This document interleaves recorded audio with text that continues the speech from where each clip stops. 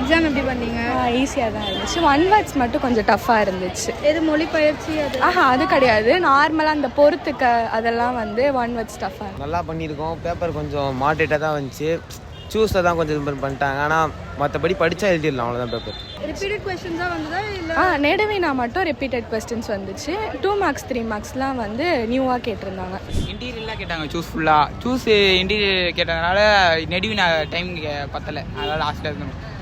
1 mark book பேக்லேருந்து வந்ததா இல்லை book இன்சைட்லேருந்து வந்துச்சு. ஸோ இது ஆஃப் இயர்லியை கம்பேர் பண்ணும்போது இந்த எக்ஸாம் ஈஸியாக இருந்ததா டஃப்பாக இருந்ததா? ஆஃப் இயர்லி கம்பேர் பண்ணுறப்ப லைட்டாக மாட்ரேட் மாதிரி இருந்துச்சு. ஆனால் ஆஃப் இயர்லி கொஞ்சம் ஈஸியாக இருந்துச்சு. எக்ஸாம் இந்த கொஸ்டின் ஓவரால் ரேட்டிங் கொடுப்பீங்கன்னா எவ்வளோ? நான் 8 தரேன். ஆஃப் இயர்லி அண்ட் இது கம்பேர் பண்ணால் எது ஈஸியாக இருக்கும்? இது ஓகே, ஈஸியாக இருந்துச்சு.